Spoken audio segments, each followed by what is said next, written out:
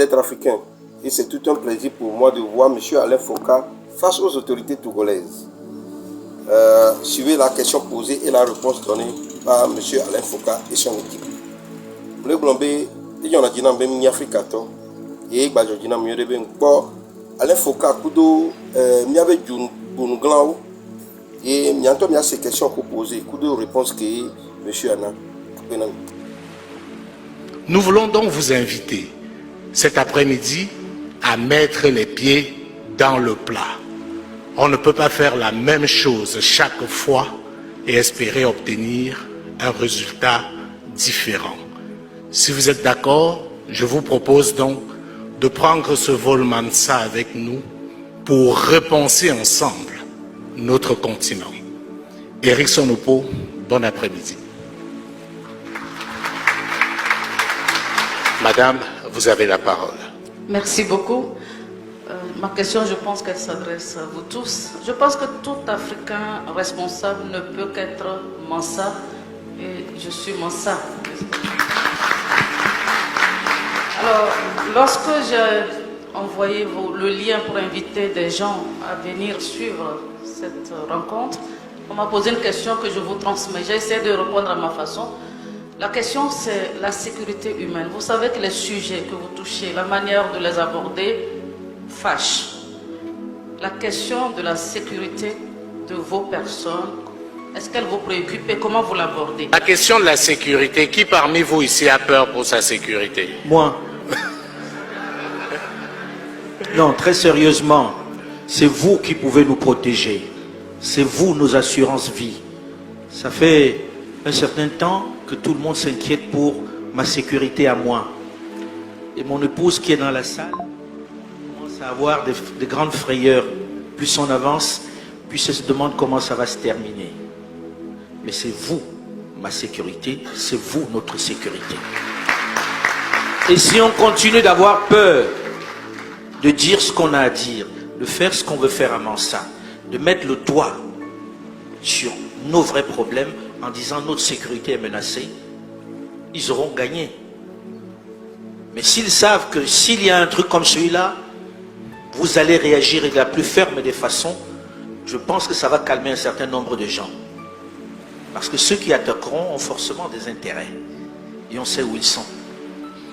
Merci beaucoup Alain. Juste renchérir par rapport à Alain, par rapport à la question de madame sur la sécurité. Qu'il soit bien clair madame, si nos dévanciers, Lumumba, Sankara, Nkrumah, Umniobe et autres avaient pensé à leur sécurité, nous serons dans la plupart de nos États encore en train de chanter la Marseillaise. Donc à un moment donné, il faut arrêter avec ça. Nous avons commencé cette séance par nous poser des questions. Il serait de bon ton qu'on termine en se posant d'autres questions. Et la question que j'aimerais qu'il soit la dernière que nous allons avoir cet après-midi, c'est celle du travail. L'Afrique, sans risque de se tromper, est le continent où on travaille le moins. Pendant longtemps, on nous a fait croire qu'il y avait un temps de travail. D'ailleurs, le Bureau international du travail nous donne les heures de travail. Mais on ne dit pas suffisamment que l'Occident a travaillé 108 heures par semaine, puis 60 heures, plus 42 heures, et aujourd'hui, dans certains pays, 35 heures. On ne nous dit pas que les Asiatiques, ceux qu'on appelle les dragons d'Asie, ne connaissent pas de temps de travail.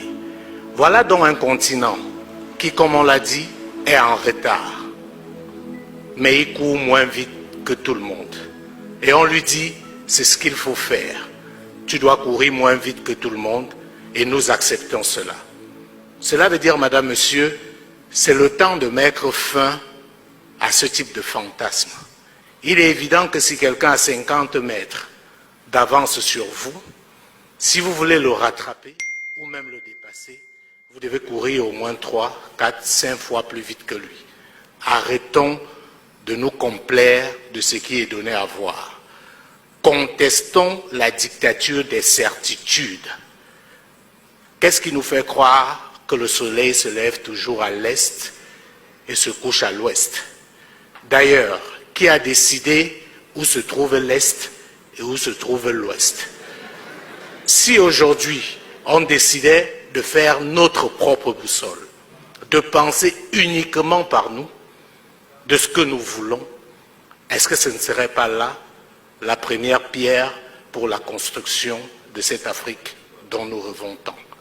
Merci encore une fois d'avoir été là cet après-midi et restons Mansa.